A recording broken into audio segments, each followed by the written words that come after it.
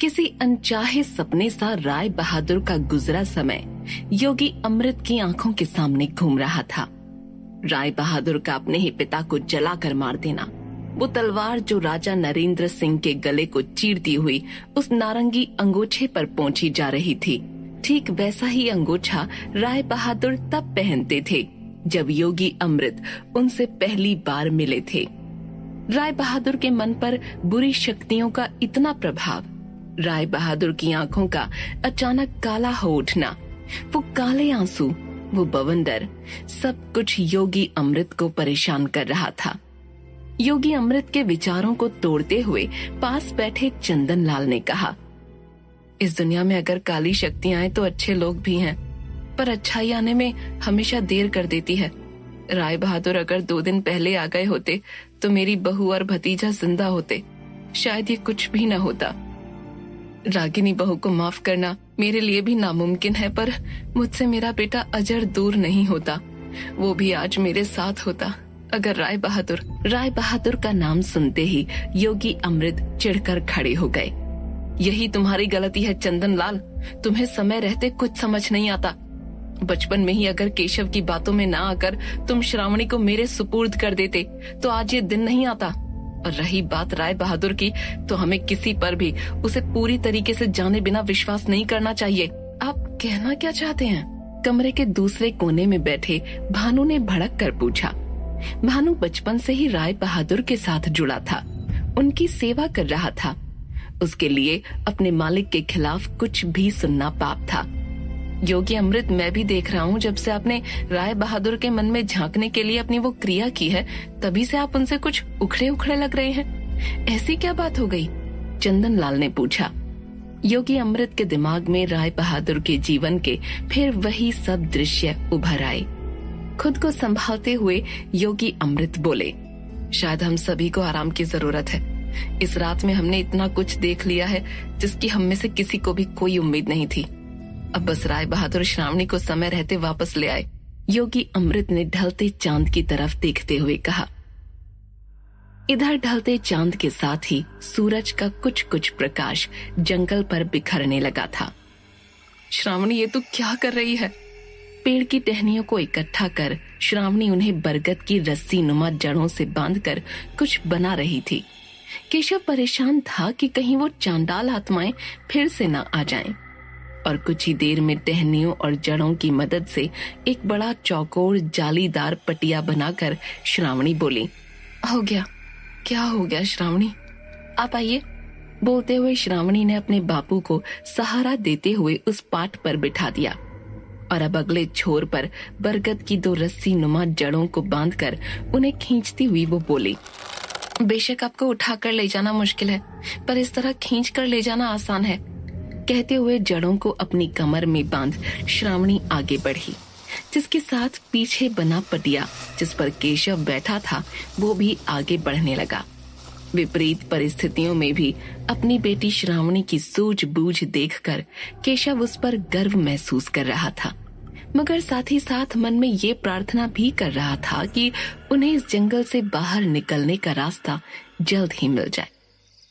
इधर राय बहादुर ये सोचकर हैरान हो रहे थे कि ये कितना बड़ा जंगल है, क्योंकि इतना चलने के बाद भी निशानी के तौर पर रखे गए मोतियों में से एक भी मोती उनके सामने दोबारा वापस नहीं आया था, जिसकी असल वजह से वो अनजान थे।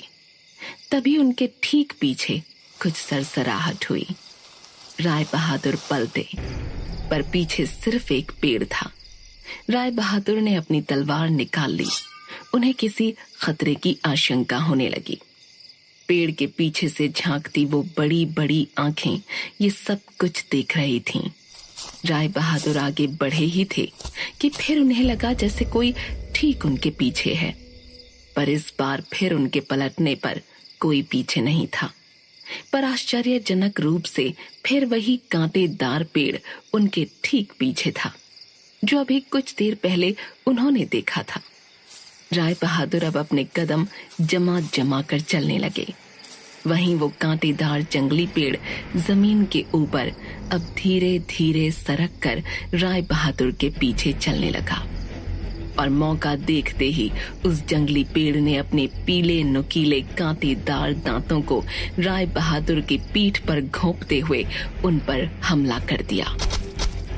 इससे पहले कि वो जंगली पेड़ राय बहादुर को निगल पाता, राय बहादुर हवा में गुलाटी खाते हुए दूसरी ओर उछल गए, पर उनकी पीठ से खून की धाराएं निकल आईं। राय बहादुर ने अपना नीला अंगूठा कमर से निकाल उसे अपनी पीठ पर कसकर बांध लिया, जिससे कि खून रुक जाए, पर वो जंगली पेड़ अब भी राय बहादुर की ओर बढ़ रहा था। 10-10 इंसानों को एक बार में निकल जाए इतना बड़ा मुंह खोलते हुए, मुंह से सफेद चिपचिपा पदार्थ गिराते हुए वो एक आंख वाला लंबा चौड़ा जंगली पेड़ आगे बढ़ा। राय बहादुर भी अब हमले के लिए तैयार थे। तलवार निकाल वो उस पेड़ की तरफ कूदे ही थे कि तभी एक दूसरे जंगली पेड़ ने उन्हें अपनी जड़ों से हवा में ही खींचते हुए जमीन पर पटक दिया। राय बहादुर उठ पाते उससे पहले तीसरा जंगली पेड़ पीछे से आकर राय बहादुर पर अपना भारी भरकम वजन लिया कूदा। ऐन मौके पर खुद को बचाते हुए राय बहादुर ने दाईं ओर लोट लगाई। वो पेड़ जमीन पर आ धम्म से गिर पड़ा। राय बहादुर सुरक्षित थे, मगर सवाल था कब तक। 2 और जंगली पेड़ राय बहादुर को घेरते हुए वहां आ पहुंचे। राय बहादुर अब 5-5 जंगली खूंखार पेड़ों के बीच अकेले घिरे हुए थे। वो बड़ी बड़ी लाल सुर्ख आंखें अब भी राय बहादुर को देख रही थीं। इधर श्रावणी अपने पिता को टहनियों के पटिये पर बिठा जंगल का सिरा ढूंढ रही थी, ताकि वो इस जंगल से जल्द निकल सके। मगर इस जंगल की भूल भुलैया को भेदना इतना आसान नहीं था। श्रावणी का शरीर लगातार थक रहा था, पर अपनी थकान पिता से छुपाते हुए वो लगातार आगे बढ़ रही थी। इधर 5 पेड़ जैसे राय बहादुर के साथ खिलवाड़ कर रहे थे। तभी एक पेड़ उन्हें हवा में जोर जोर से झुलाकर फेंकता, तो कभी दूसरा उन पर अपने नुकीले दांतों से वार करता।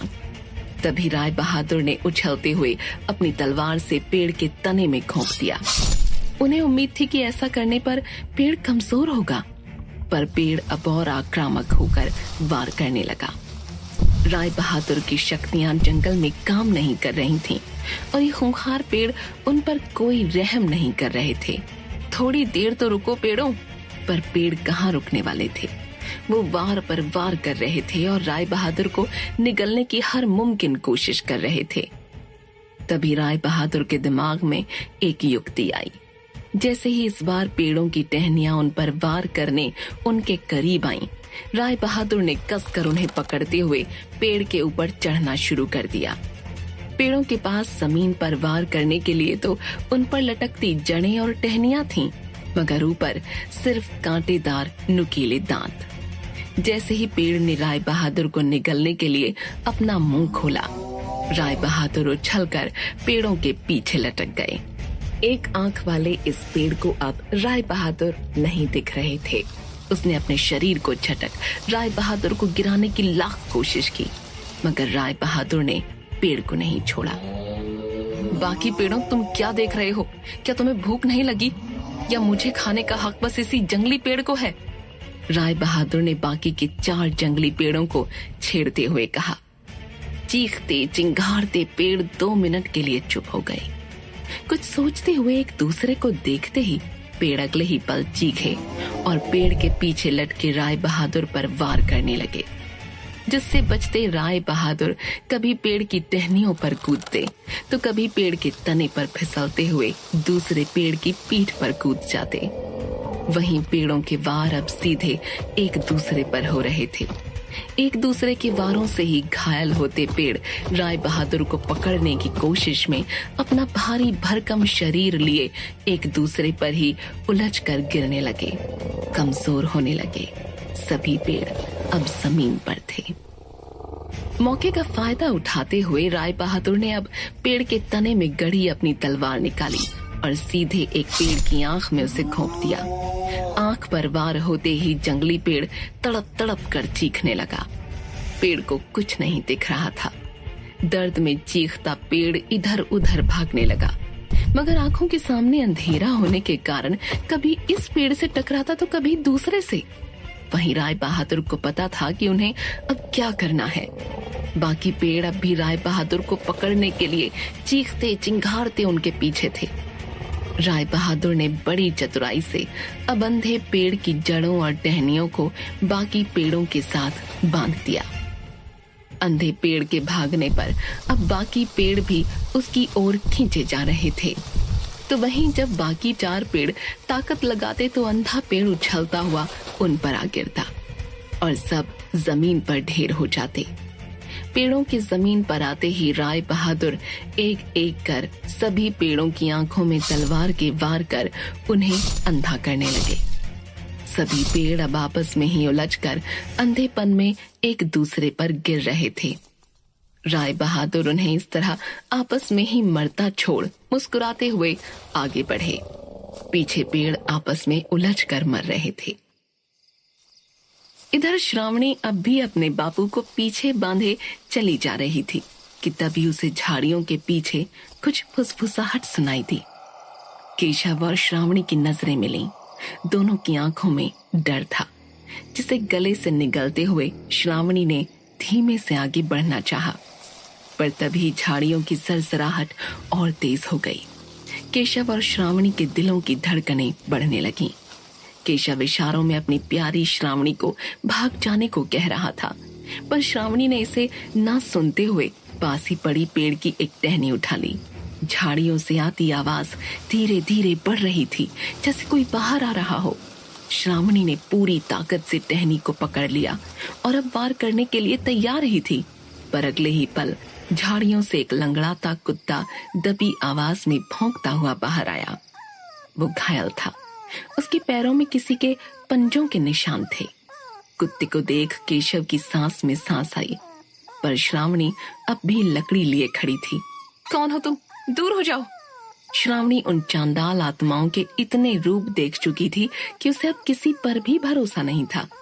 वहीं कुत्ते की आंखों में दर्द था, चोट से उसकी हालत खराब थी। लंगड़ाते हुए वो श्रावणी के पैरों के पास आ गया और उन्हें प्यार से चाटने लगा।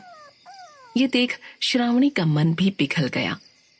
इससे हमें खतरा नहीं है श्रावणी, लगता है ये भी यहाँ गलती से आ गया है। मुझसा ही ये भी घायल है, यहाँ से निकलना चाहता है, पर इसका शरीर भी इसका साथ नहीं दे रहा। केशव ने आंखों में दया लिए कुत्ते की तरफ देखते हुए कहा। श्रावणी ने भी लकड़ी फेंक कुत्ते को प्यार से गोद में लेते हुए सहलाना शुरू कर दिया। कुत्ता आंखों में याचना लिए, उम्मीद लिए उनवासा होकर श्रावणी के गाल चाटने लगा।